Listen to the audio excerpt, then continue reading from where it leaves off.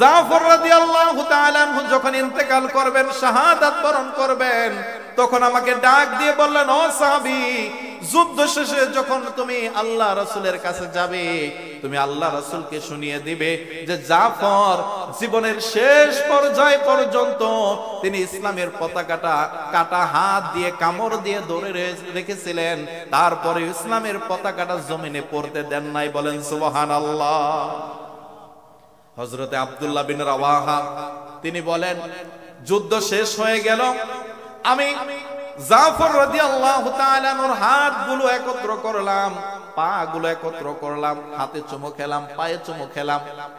খাওয়ার পরে সেখানে আমরা জাফর রাদিয়াল্লাহু তাআলা আনহুকে দাফন করে রাত্রি বেলায় যখন আমি বাড়িতে চলে আসলাম, স্বপ্নে দেখলাম হযরতে জাফর রাদিয়াল্লাহু তাআলা আনহু বেহেশতের ময়দানে, বেহেশতের ভিতরে ফেরেশতাদের সাথে উড়তেছে। বলেন সুবহানাল্লাহ। শহীদদেরকে আল্লাহ রাব্বুল আলামিন জিজ্ঞাসা করবেন, ও তোমরা যারা আমার রাস্তায় শহীদ হয়েছো, তোমরা আমার কাছে কি চাও?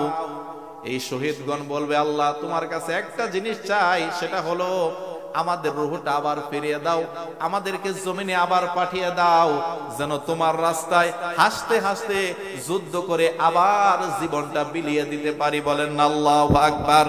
এজন্যই আল্লাহ রাব্বুল আলামিন বলেন, ولا تقولوا لمن يقتل في سبيل الله أموات بل أحياء ولكن لا تشعرون।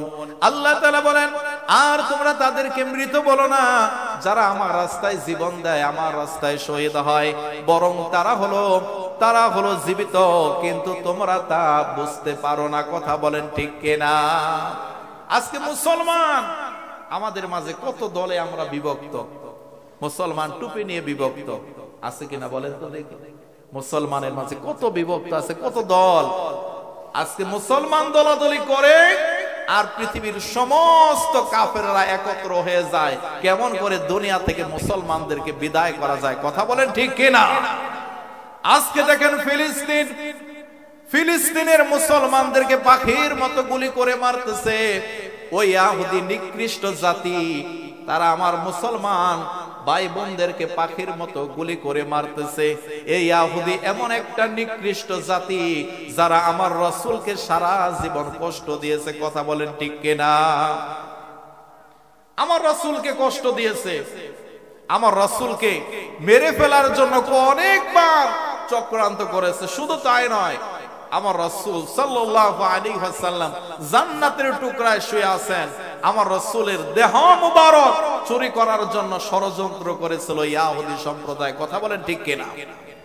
একবার এক মহিলা, ইহুদি মহিলা আমার রাসূলকে দাওয়াত করলেন, ও নবীগণ, আমি আপনাকে আমার বাড়িতে দাওয়াত করতে চাই।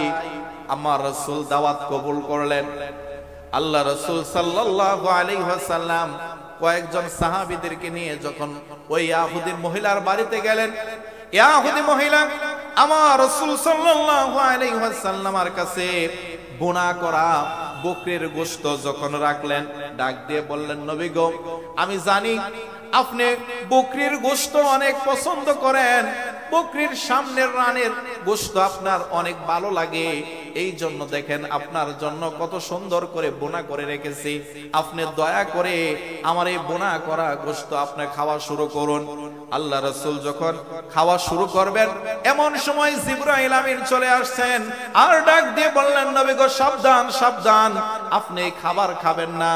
এই ইহুদি মহিলা এত পরিমাণ বিষ এই গোশতের ভিতরে মিশিয়েছে, আপনি যদি খান পৃথিবীর কোন ডাক্তার আপনাকে ভালো করতে পারবে না। আল্লাহ রাসূল ওই ইহুদি মহিলাকে ডাক দিলেন, তুমি খাবারের ভিতরে কি বিষ মিশিয়েছো?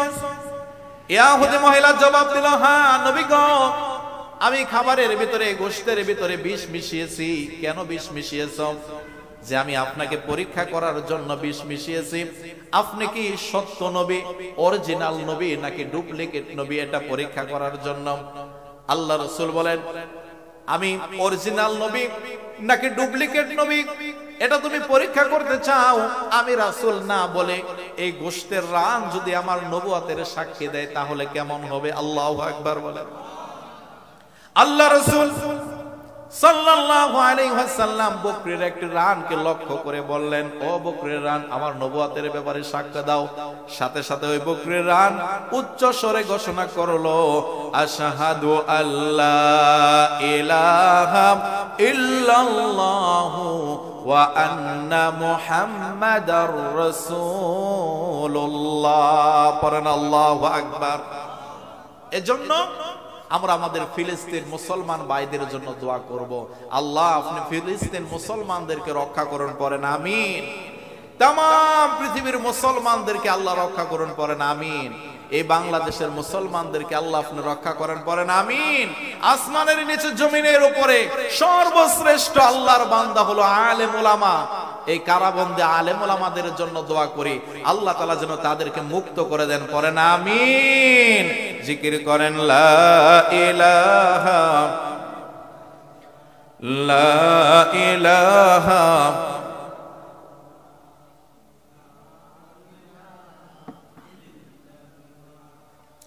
লা ইলাহা ইল্লাল্লাহ লা ইলাহা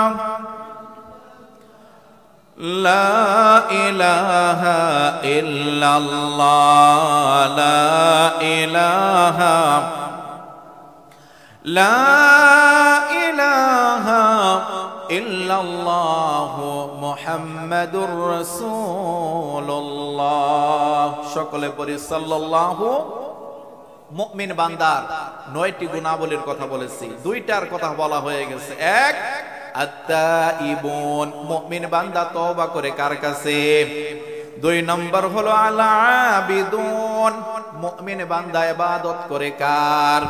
3 নম্বর আল্লাহ রাব্বুল আলামিন বলেন আত-তাইবুন আল-আবিদুন আল-হামিদুন। মুমিন বান্দার 3 নম্বর গুণাবলী হলো মুমিন বান্দা সব সময় প্রশংসা করে একজনের, তিনি কে? আল্লাহ। আল্লাহ রাব্বুল আলামিন বলেন লা ইন শাকারতুম লা আযীদান্নাকুম ওয়া লা ইন কাফারতুম ইন্না আযাবি লাশাদীদ। মুমিন বান্দা কত সফল! মুমিন বান্দা যখন বিপদে পড়ে তখন ধৈর্য ধারণ করে কার উপর? কথা বলেন, ধৈর্য ধারণ করে কার উপরে? আর মুমিন বান্দা যখন আল্লাহ তাআলার নিয়ামত পায় তখন সাথে সাথে শুকরিয়া আদায় করে একজনের, তিনি কে? এজন্য আল্লাহ রাব্বুল আলামিন বলেন মুমিন বান্দার 3 নম্বর গুণাবলী হলো আল হামিদুন, মুমিন বান্দা সব সময় প্রশংসা করবে একজনের, তিনি কে? আল্লাহর হাবিব প্রিয় নবী সাল্লাল্লাহু আলাইহি ওয়াসাল্লাম মসজিদে নববীর ভিতরে নামাজ আদায় করতেছেন, পিছনে সাহাবায়ে কেরাম। আল্লাহ রাসূল সাল্লাল্লাহু আলাইহি ওয়াসাল্লাম রুকু থেকে সোজা হয়ে দাঁড়ালেন, পড়লেন সামি আল্লাহু লিমান হামিদা। আমরা কি পড়ি? কথা বলেন। সমস্ত সাহাবায়ে কেরাম বললেন রব্বানা লাকাল হামদ। একজন সাহাবী বাড়িয়ে বললেন হামদান কাসীরান তাইয়িবান মুবারাকান ফীহি। আল্লাহ রাসূল সাল্লাল্লাহু আলাইহি ওয়াসাল্লাম নামাজ শেষ করলেন।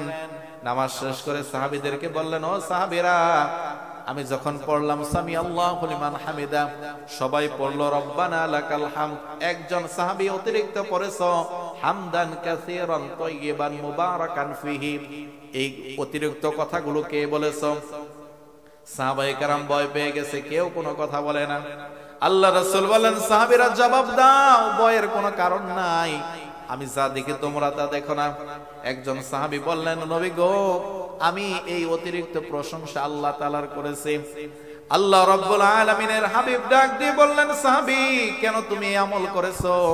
ওই সাহাবী বললেন নবী গো, আমি আল্লাহ তাআলার যখন প্রশংসা করি, অল্প প্রশংসা করলে আমার মনে শান্তি পায় না। আল্লাহু আকবার। এজন্য যখনই আমি আল্লাহ তাআলার প্রশংসা করি, ওই প্রশংসাটা আমি আল্লাহ তাআলার বেশি বেশি করি। বলেন সুবহানাল্লাহ। এজন্য সবাই পড়েছে রব্বানা লাকাল হাম, আমি পড়েছি হামদান কাসীরান তাইয়িবান মুবারাকান ফিহি। আল্লাহ রাসূল বললেন, ও সাহাবীরা শোনো, তোমরা দেখো নাই আমি রাসূল দেখেছি আল্লাহ তাআলার কাছে এই আমলটা এত বেশি পছন্দ হয়েছে, 30 জনেরও বেশি সাহাবীদের ভিতরে, ফেরেশতাদের ভিতরে প্রতিযোগিতা শুরু হয়ে গেছে যে এই অতিরিক্ত প্রশংসার বাণীগুলো সবার আগে আল্লাহ তাআলার কাছে কে পৌঁছায়া দিবে। বলেন সুবহানাল্লাহ।